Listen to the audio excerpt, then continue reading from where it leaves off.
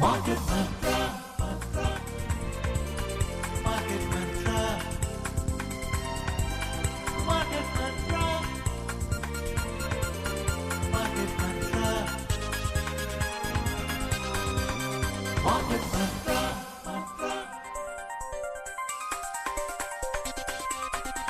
Market Mantra. Good evening and welcome to the Saturday edition of Market Mantra, in which we give you a complete update on the economic news of the day. Today we'll also be taking calls from you, our listeners, on any queries that you may have on business, economic and stock market matters. But do remember that we don't address stock or company specific queries. The numbers to call us on are 23314444, 23421050 and 23310464. And those of you who would be calling us from outside Delhi, please prefix 011. My name is Rajesh Lake and with me is my co-anchor in Hindi, Harsh Ranjan. नमस्कार, हाजिर हैं market मंत्र के एक और ताज़ा अंक के साथ। इस कार्यक्रम में देश विदेश की आर्थिक खबरों का जायजा लेते हैं, साथ ही नजर डालते हैं प्रमुख अंतर्राष्ट्रीय शेयर बाजारों पर। बात करेंगे घरेलू शेयर बाजारों की भी, लेकिन आज शनिवार का दिन है। आज का दिन हमारे श्रोताओं के लिए खास होता है, क्योंकि श्रोता चाहें तो हमसे कोई भी सवाल जो अर्थ जगत से जुड़ा हुआ हो, शेयर मार्केट से जुड़ा हुआ हो, ज़रूर पूछ सकते हैं। 3 टेलीफोन लाइन्स हमने आपके लिए खोले हुए हैं। नंबर्स हैं 23 31 44 44, 23 42 10 50 और 23 310 464। तीनों नंबर दिल्ली के 011 एसटीडी कोड के साथ डायल करें, अपने सवाल पूछें। आपके सवालों का जवाब देने के लिए इकोनॉमिक एनालिस्ट और मार्केट एक्सपर्ट शरद कोहली हमारे साथ हैं। शरद, आपका बहुत बहुत स्वागत है। Warm welcome Sharad. धन्यवाद Harsh, thank you so much Rajesh, और सभी श्रोताओं को मेरा अभिनंदन। शुरू करते हैं मार्केट मंत्रा। सबसे पहले हेडलाइंस इंग्लिश में। India and 5 Central Asian countries express interest in joint exploration of rare earth and critical minerals. India pulls out 269 million people out of extreme poverty in a decade, says a World Bank report. Domestic benchmark indices gain 1%. Sensex ends above 82,000 level. Nifty above 25,000. Bharat और 5 मध्य एशियाई देशों ने दुर्लभ मृदा खनिज के संयुक्त खनन में दिलचस्पी दिखाई है। विश्व बैंक ने कहा है कि भारत में पिछले 10 वर्षों में लगभग 27 करोड़ लोग अति गरीबी से बाहर आए हैं। और इस सप्ताह घरेलू शेयर बाजारों में 1% की बढ़त। सेंसेक्स 82,000 के ऊपर तो निफ्टी 25,000 के ऊपर पहुंचा।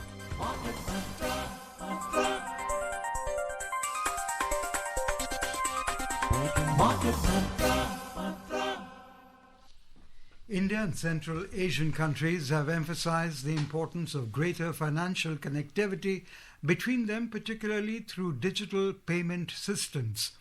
India and Central Asian countries have expressed interest in joint exploration of rare earth and critical minerals. In the joint statement of 4th India-Central Asia Dialogue, the nations call for enhanced interbank relations and trade in national currencies to encourage greater trade, investment, tourism, and people-to-people exchanges. Recognizing the important role of financial and banking linkages, they also expressed interest to establish a joint working group to explore ways to further deepen banking and financial connectivity between India and Central Asia partners. The meeting of the India-Central Asia Dialogue was held in New Delhi yesterday under the chairmanship of External Affairs Minister Dr. S. Jaishankar, Minister of Foreign Affairs of Kazakhstan, Kyrgyz Republic, Tajikistan, Turkmenistan and Uzbekistan. They took part in this meeting. The ministers emphasized optimum usage of the international North-South Transport Corridor to enhance connectivity between India and the Central Asian countries. They stressed that connectivity initiatives should be based on the principles of transparency, broad participation, local priorities, and financial sustainability. We have 2 callers online with us. one from Jaipur, other from Faridabad. First, we go to Prem Pujari in Faridabad. A warm welcome. Please ask your question. Hello जी सवाल पूछिए. सूरज जी नमस्कार. नमस्कार प्रेम पुजारी जी. Sir मैं एक सवाल आपसे ही पूछना चाहता था. जी कहते हैं कि हमारे देश की आबादी 140 करोड़ है. जी हमारे देश में 140 है तो हमारे अदर वर्ल्ड में हमारे इंडियन कितने होंगे टोटल, आप ज्यादा ही समझा पाएंगे. दूसरा मेरा सवाल यह है कि 2 दिन पहले अभी रिजर्व बैंक ने जो ब्याज दर घटाई है तो इस पे एफडी पे कुछ फर्क पड़ेगा? धन्यवाद. चलिए प्रेम पुजारी जी, आप जानने के उत्सुक हैं कि इंडिया से बाहर कितने हिंदुस्तानी हैं. एक अनुमान के हिसाब से करीब मेरे हिसाब से 3 करोड़ के आसपास होनी चाहिए, जो जिसको हम डायस्पोरा बोलते हैं. 2-3 प्रकार के हैं. कुछ लोगों के पास तो भारतीय मूल के हैं पर उनके पास पासपोर्ट सब उन देशों के हो गए हैं क्योंकि वह बहुत समय से रह रहे हैं या किसी और प्रकार से उन्होंने वहाँ की सिटीजनशिप ले ली है. दूसरे हैं जो वहाँ नौकरी पेशा के लिए गए हुए हैं, जो लोग वहाँ का वर्क वीज़ा लेके गए हुए हैं. तीसरी कैटेगरी होती है जो उनके परिवार के जन हैं, जिसको हम डिपेंडेंट वीज़ा कहते हैं. तो करीब करीब 3 करोड़ के आसपास मेरे हिसाब से होनी चाहिए. दूसरा आपने पूछा कि रिपो रेट कट का फिक्स डिपॉजिट पर असर पड़ेगा. बिल्कुल पड़ेगा. तो दो तरफा होता है, क्योंकि बैंक जब लेंडिंग रेट घटाते हैं, यानी कि उधार देने वाला जो उस पर वो लोन देते हैं उसको घटाते हैं, जो कि उनकी आय होता है, तो उनका खर्च भी साथ साथ घटता है. क्योंकि खर्च जो डिपॉजिट पे इंटरेस्ट आपको वो देते हैं प्रेम पुजारी जी, वो बैंक के लिए खर्च है, तो वो खर्च को तो उनको घटाना पड़ेगा. तो इसलिए कुछ बैंक तो, बल्कि मैं यहाँ तक भी देखता हूँ कुछ प्राइवेट बैंक्स हैं जो कि पहले डिपॉजिट घटा देते हैं, बाद में लोन घटाते हैं. हालांकि दोनों साथ साथ घटने चाहिए, पर over a period of time तो जी हाँ, थोड़ा सा डिपॉजिट्स को भी घटने के लिए तैयार है. पर मैं समझता हूँ कि मार्केट मंत्रा के जो लिसनर्स हैं, इस बात पे मैं बहुत चिंतन कर रहा था प्रेम पुजारी जी, आपने बहुत अच्छी बात याद दिला दी कि मार्केट मंत्रा के लिसनर्स तो यहाँ पर हम निवेश के इतने संसाधन बताते हैं, आपके पैसे पे अच्छा रिटर्न कैसे आए, इस पर हम इतनी चर्चा करते हैं और रोज चर्चा होती है. तो मैं समझता हूँ मार्केट मंत्रा के जो श्रोता हैं उनको तो बिल्कुल भी चिंता करने की बात नहीं, क्योंकि इतने सारे आजकल निवेश के संसाधन उपलब्ध हैं कि अगर डिपॉजिट पे थोड़ा बहुत 50 बेसिस पॉइंट 25 बेसिस पॉइंट घट भी जाता है तो प्रेम पुजारी जी आपकी आय पर फर्क नहीं पड़ना चाहिए. जी बिल्कुल. और मार्केट मंत्र मंच जो है, इससे हम लगातार ये कहते रहते हैं कि एसआईपी में निवेश और लंबे समय के लिए निवेश, खास करके म्यूचुअल फंड्स में निवेश और फंड्स क्या होने चाहिए, इस बारे में जानकारी भी आप यहां से प्राप्त कर सकते हैं. रविवार को हमारा विशेष प्रोग्राम होता है. सौरभ जयपुर से हमारे साथ जुड़े हुए हैं. सौरभ, बहुत बहुत स्वागत आपका. सवाल पूछ लें. नमस्कार सर. नमस्कार सौरभ, बताइए. जी सर, मैं ये जानना चाह रहा था कि क्या ये आरबीआई का रूल है कि जब भी वो रेपो रेट में कमी करेगा जी. तो जो होम लोन लेंडर्स हैं उनको भी अपने एग्जिस्टिंग कस्टमर्स के एग्जिस्टिंग लोन की रेट कम करनी होगी?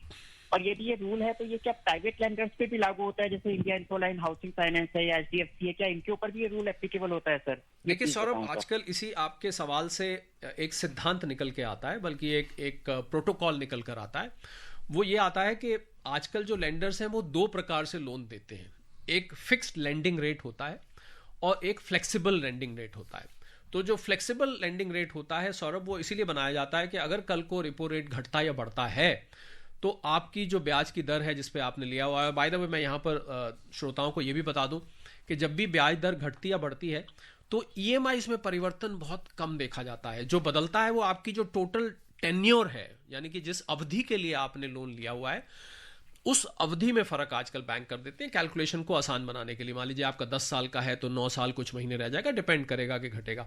तो अगर आपने फिक्स्ड लेंडिंग रेट पे लिया हुआ है फिर तो वो घटेगा बढ़ेगा नहीं, फिर तो वही रहेगा, क्योंकि आपने लोन लेते टाइम ऐसा चूज किया था. ये ग्राहक के ऊपर ही बात डाल दी जाती है कि आप किस तरीके का चाहते हैं. पर अगर आपने वो नहीं लिया है तो फिर जी हाँ बिल्कुल, जैसे ही आपका जो लेंडिंग इंस्टीट्यूशन है वो रेट घटाएगा तो आपको भी फर्क देखने को मिलेगा. बहुत कठिन डिसीजन होता है राजेश और हर्ष को मैं बताना चाहूंगा कि एक ग्राहक के सामने कि मैं फिक्स लेंडिंग पे लूं कि मैं फ्लेक्सिबल पे लूं, क्योंकि इसके लिए आपको एक अर्थशास्त्री की तरह से विजन रखनी पड़ती है कि इस समय देश की जो अर्थव्यवस्था है वो कहाँ जा रही है, क्या रिजर्व बैंक रेट घटाएगा या बढ़ाएगा, वैश्विक परिस्थिति देखनी पड़ती है. और ये बड़ा लंबा टेन्योर शरद होता है, 15-20 साल का होता है.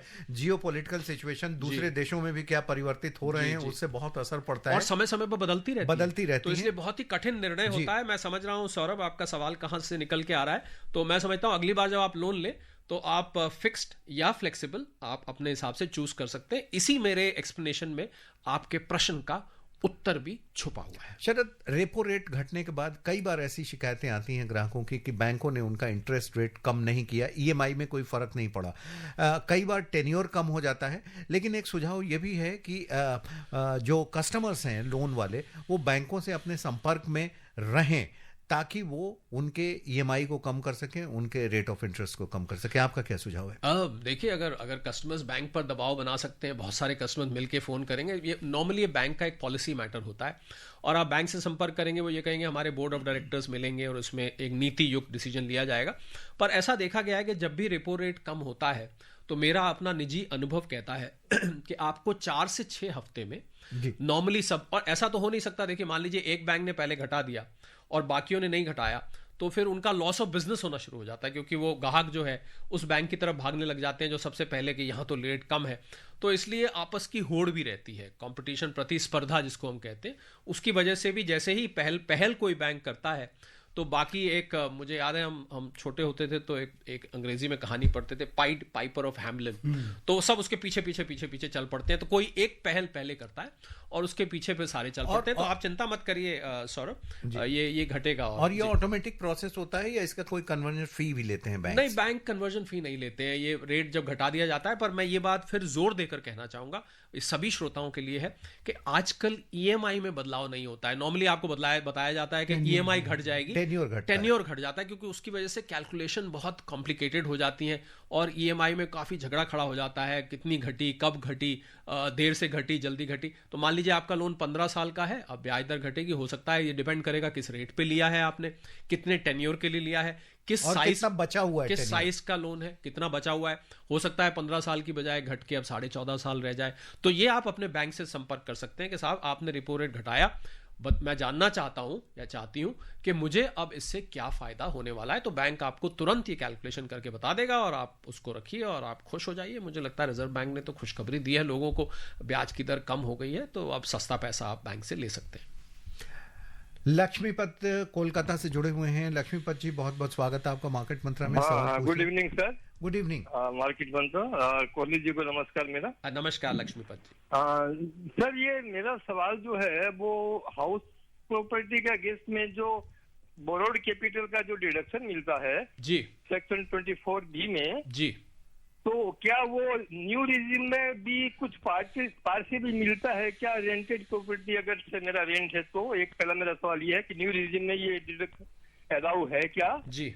और दूसरा सवाल मेरा इसी से संबंधित है कि इस बार से शेड्यूल 1 दे रहे 24B भरने के लिए जी, उसमें वो लोन नंबर मांग रहे हैं, लोन सैंक्शन कब हुआ, किस इंस्टीट्यूशन से हुआ जी, ये वो उसमें डिटेल मांग रहे हैं। तो पर्सनल लोन से मैं अगर इंटरेस्ट पेमेंट कर रहा हूँ, वो पर्सनल लोन मेरा लिया हुआ है जी, तो वो पहले तो हम लोग अलाउ होता था, इस बार वो अलाउ होगा। तो अगर पर्सनल लोन अलाउ होगा तो हम लोन नंबर और डेट ऑफ सैंक्शन वो कहाँ से दिखाएंगे शेड्यूल में?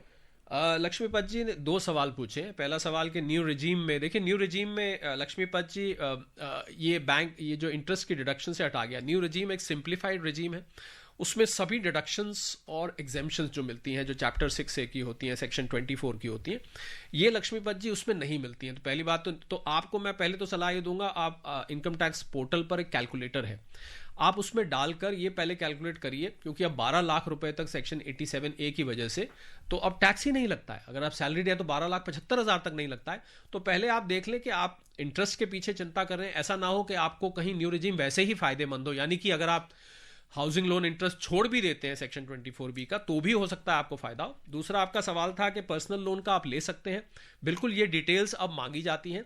तो आप उसमें लक्ष्मीपत जी जो डेट ऑफ सैंक्शन तो पर्सनल लोन की भी होती है, जिस डेट को आपको पर्सनल लोन और लेंडिंग एजेंसी का नाम भी होता है और तारीख भी होती है।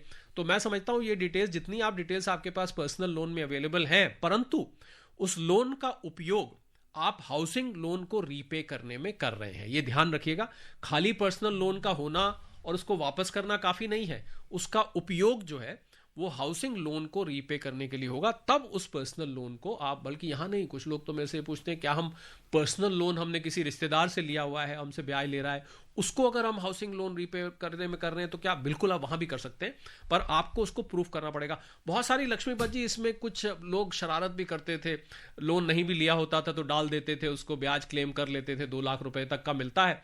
तो इस वजह से आयकर विभाग ने अब इसको एक तरह से वेरीफाई करने का तरीका निकाला है कि आप लोन एजेंसी का नाम डालिए, किस डेट को सैंक्शन हुआ था डालिए, किस डेट को कितने पीरियड के लिए, तो आप पर्सनल लोन की भी डिटेल जितनी आपके पास अवेलेबल है आप उसमें डाल दीजिए। जी। NR Prasad from Bengaluru is with us. Prasad Saab, welcome to the Market Mantra. Hi, good evening, Market Mantra. This is NR Prasad from Bangalore. Hello, Rajesh ji. Hello, Harsh. Sharad ji, there are 2 questions. Yes. My first question is, suppose I have already taken the home loan. Actually, it is for the repairs of the home I have taken. Yeah. And I have taken from the Nationalist Bank. Will I get tax rebate when I file the returns next year? Because it is taken for the repairs. My second question is, the repo rate has come down by 0.5. It is now at 5.5. Yeah. How long this will be in force? It is only for the financial year up to financial year 26, or would it get changed? So in lieu of that, realty sector and manufacturing, basically the auto sector, will revive more. It will definitely boost in the next 1 year. Yes. All right. Thank you. These are my 2 questions. Mr. Prasad, your first question is whether you can take Section 24B deduction of 2 lakhs for this year. Yes, you can very much take this deduction for in the next year also, because the old regime under which this deduction is available still continues. It has not been discontinued, so you can continue. But however, as I informed the last querist also, that you must check once, because under the changed tax laws, new regime is becoming attractive for a lot of taxpayers. So maybe, you find new regime more attractive even without claiming the interest. So you must check, but the answer to your question is yes. And your second question is, when will this take into effect? You will start seeing the results in the next 4 to 6 weeks, where you will find these lending institutions and banks reducing the lending rates. So it is going to show immediately, and you need not wait for next financial year or whatever. In fact, the Monetary Policy Committee meeting, Mr. Prasad, happens every 2 months. So the next meeting is in August, then the meeting after that is in October, the one after that is in December. So therefore these changes are made, and the moment changes are made, within, in fact, 4 to 6 weeks, I said I was very liberal in saying some banks are very aggressive. They even make the changes in 1 to 2 weeks also. So you will see these changes happening very soon, and the money is going to become cheaper. The loans are going to become cheaper. Your EMIs are going to go down. What I mean is the tenure of your loan may go down. Yes. Joining us from Greater Noida is SPS Jain. A warm welcome. Kohli साहब को नमस्कार। नमस्कार जैन साहब। एक काफी famous bank है जिनका बार बार विज्ञापन आ रहा है जी। उसे ये लग रहा है कि अगर आप पैसा अपना शेयर मार्केट में रखेंगे तो वो खत्म हो जाएगा और फिक्स डिपॉजिट के फेवर में बात कर रहे हैं। अच्छा। तो मैं पूछना चाहता हूँ कि अगर 100 रुपए है तो फिक्स डिपॉजिट का कितना एलोकेशन करें, गोल्ड का कितना एलोकेशन करें रफली, और शेयर मार्केट से तो मुझे तो नहीं लगता कि खत्म हो जाएगा, क्योंकि अगर लॉन्ग रन के लिए रखा जाए तो it is always returns are more than fix deposit. और दूसरा अभी क्लैरिफिकेशन था कि मेरी अंडरस्टैंडिंग ये है कि ये जो रेट्स डाउन होंगे फिक्स डिपॉजिट के ऊपर सेविंग, तो वो केवल जब ही होगा जब मुझे नया फिक्स डिपॉजिट बनाना है। जो मेरा करंट है वो तो अप टू मैच्योरिटी तक तो पुराना ही रेट देगा। जी बिल्कुल ठीक कहा। आपके दूसरे सवाल का पहले जवाब दे देते हैं क्योंकि वो छोटा है। बिल्कुल आपने ठीक कहा, आपने जिस रेट पर एफडी करी है वही चलेगा। आगे जो नई डिपॉजिट्स बनाएंगे उस पर जब बैंक कम करेंगे, और कम करेंगे, ये लाजमी है। ये आपका पहला सवाल था कि इन्वेस्टमेंट कॉम्पोजिशन कैसी होनी चाहिए। जैन साहब देखिए, ये जो सवाल है ये थोड़ा सा इसका जवाब देना एब्सोल्यूट टर्म्स में कठिन होता है, क्योंकि ये डिपेंड करता है कि आपका एम क्या है, आपका इन्वेस्टमेंट प्रोफाइल क्या है, आपका रिस्क एपेटाइट कितना है। जैसे आप स्टॉक मार्केट में, आप बहुत समय से मार्केट मंत्रा से जुड़े हुए हैं, तो आप स्टॉक मार्केट में इन्वेस्ट करते रहते हैं किसी ना किसी रूप में, तो आपका रिस्क एपेटाइट ज़्यादा है, किसी दूसरे व्यक्ति का कम हो सकता है। गोल्ड की जहाँ तक बात है, मेरी सलाह ये थी और मैं बहुत समय से कहता हूँ 15 से 20% आप अपना टोटल इन्वेस्टमेंट का गोल्ड में रखिए। बाकी एक कहावत होती है जैन साहब जो आपके सवाल का जवाब दे देगी, never put all eggs in the same basket. इसका मतलब आपके पोर्टफोलियो में, और आजकल जो मल्टी एसेट फंड आए हैं अलग अलग एजेंसीज, वो यही सोच के निकाले, उसमें आपको हैरानी होगी, रियल एस्टेट भी है, गोल्ड है, सिल्वर है, रियल एस्टेट है। तो जो नया इन्वेस्टमेंट का तरीका जैन साहब है, उसमें सारे एसेट क्लास होना चाहिए। इसमें पिछले हफ्ते भी आपने बताया था मल्टी एसेट, तो आपने बैलेंस करके चलिए, गोल्ड में रखिए कुछ फिक्स डिपॉजिट, क्योंकि आपको कई दफे लिक्विडिटी चाहिए होती है, और लंबे वक्त के लिए तो आपने बहुत अच्छा कहा स्टॉक मार्केट्स में आप रहिए, कुछ आप म्यूचुअल फंड्स में भी लगा सकते हैं। तो एक बैलेंस्ड पोर्टफोलियो बना के रखिए जिसमें आपके अब ये कितना कितना परसेंटेज होना चाहिए, ये आपका अगला सवाल हो सकता है। ये डिपेंड करेगा जैन साहब इस पर कि आपकी एज क्या है, टोटल अमाउंट आपका कितना सेविंग्स है, कितनी जल्दी आपको लिक्विडिटी चाहिए, आपका रिस्क एपेटाइट कितना है। कुछ लोग इक्विटी में ज़्यादा लगा देते हैं, कुछ लोगों ने मुझे ऐसे मिले जिन्होंने गोल्ड में बहुत ज़्यादा लगा दिया, कुछ लोगों ने म्यूचुअल फंड में ज़्यादा लगा दिया, कुछ मुझे ऐसे रिटायर्ड लोग मिले जो कहते हैं नहीं भाई हम तो फिक्स डिपॉजिट्स में ही रखेंगे। तो बिल्कुल दूसरा आपका सवाल था, फिक्स डिपॉजिट्स के रेट कम होंगे तो आप उसी हिसाब से, अगर आपको लगे कि आपके फिक्स डिपॉजिट का रेट कम हो रहा है तो आप अकॉर्डिंगली पोर्टफोलियो रीएलोकेट कर सकते हैं। बिल्कुल, मल्टी एसेट फंड में आप इन्वेस्ट करके एक तरीके से अपने फंड को हेज भी कर रहे हैं। जी बिल्कुल, क्योंकि अगर रियल्टी सेक्टर नीचे जा रहा है तो गोल्ड ऊपर जा रहा है जी। लेकिन क्या सारे मल्टी एसेट फंड जो भी जिस फंड हाउस के भी हैं जी, उसमें जो शेयर होता है वो इक्वल होता है गोल्ड का, रियल एस्टेट नहीं का? ऐसा नहीं होता, अलग अलग होता है, क्योंकि ये फंड मैनेजर जो एसेट मैनेजमेंट कंपनी होती है वो चूज करती हैं कि कितना एग्रेसिव जाना है। कुछ लोग इक्विटी में ज्यादा रखते हैं, कुछ हाल में मैंने देखा गोल्ड में ज्यादा, ऐसा कुछ नहीं है, ये फंड मैनेजर के ऊपर छोड़ दिया जाता है कि इसकी कॉम्पोजिशन। तो किसी को अगर एक अच्छे फंड का चुनाव करना हो तो मुझे लगता है कि उसकी पास्ट परफॉर्मेंस और जो भी फंड मैनेजर है उसकी रेपुटेशन के हिसाब से कि उसके जो बाकी के फंड्स हैं जी वो किस प्रकार परफॉर्म कर रहे हैं, क्योंकि अल्टीमेटली एक्सपर्ट्स होते हैं जो एलोकेट करते हैं। तो अगर आप किसी का अच्छा ट्रैक रिकॉर्ड है तो आप, मैं समझता हूं, उसको चूज कर सकते हैं। बिल्कुल। अमित गाजियाबाद से हमारे साथ जुड़े हुए। अमित, बहुत बहुत स्वागत आपका मार्केट मंत्रा में, सवाल पूछ लें। Good evening market Mantra and good evening to Sharad ji. Good evening Amit. Sharad ji, मेरा क्वेश्चन यही है कि अगर कुछ लमसम अमाउंट मैंने लिक्विड फंड में लगा रखा है जी, और उसमें से लेट से मैं कुछ हर मंथ कुछ विड्रॉ कर रहा हूँ जी, तो मेरे को ये बताया गया है कि उसमें शॉर्ट टर्म कैपिटल गेन लगता है, might be ji.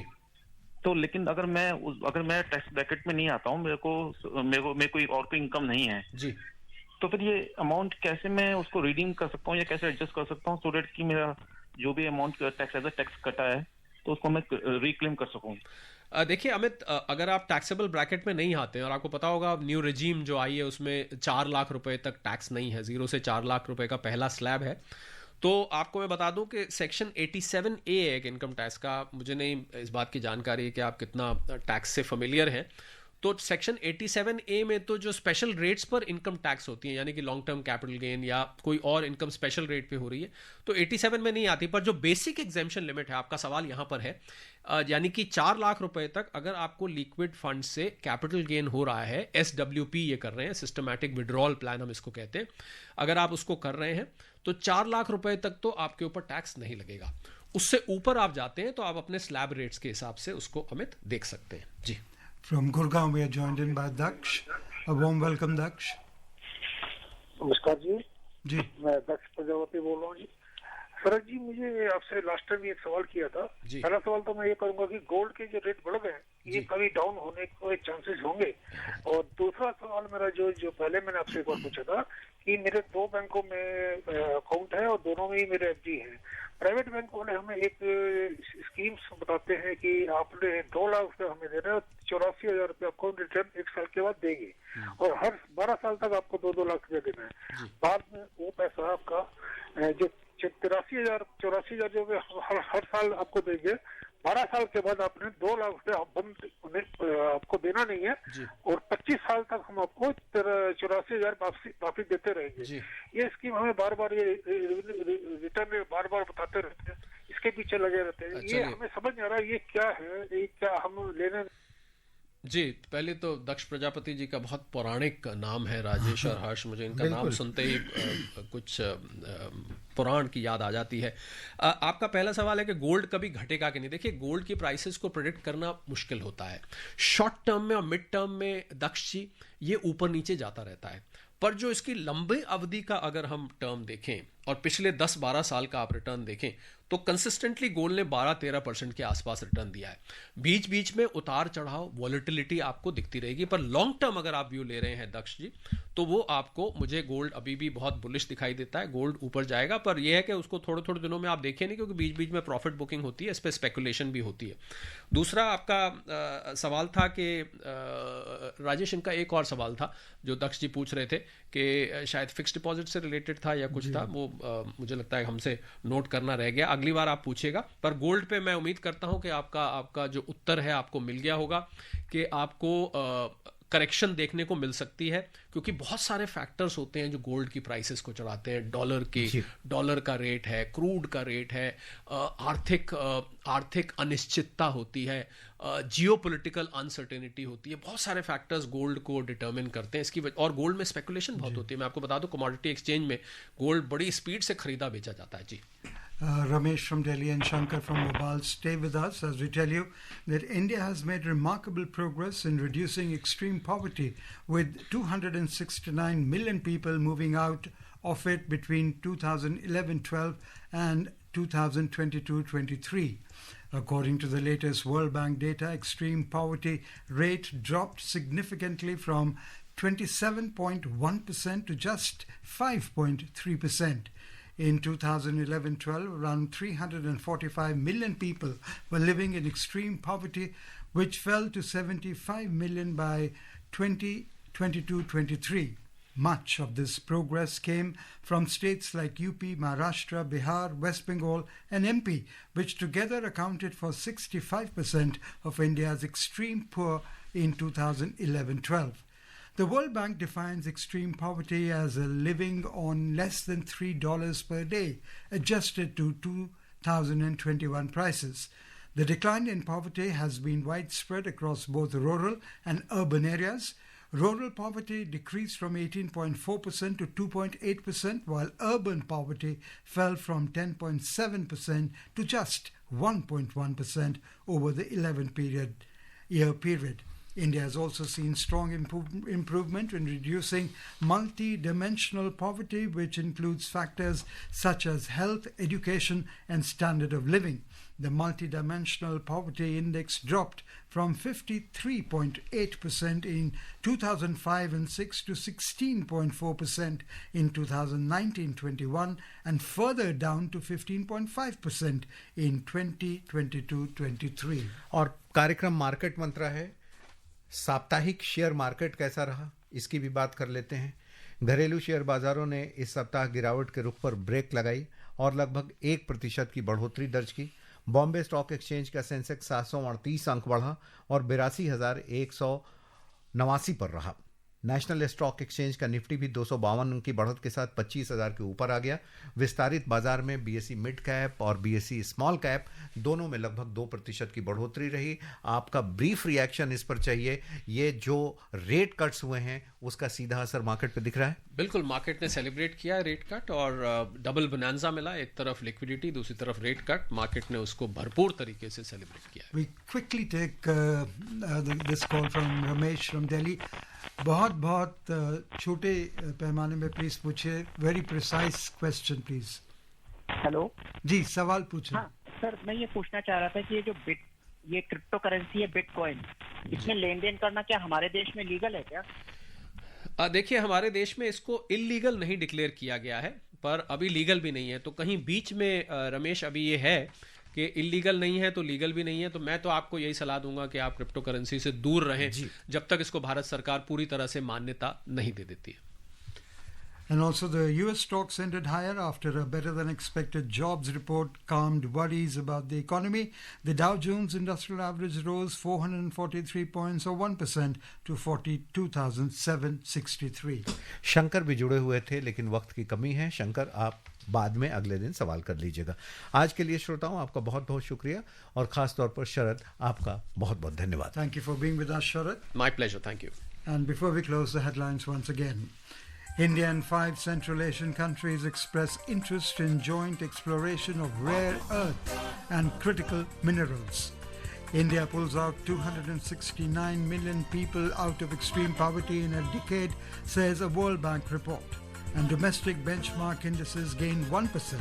Sensex ends above 82,000 level, Nifty above 25,000. That's all we have in this edition of Market Mantra. Till tomorrow, goodbye. नमस्कार.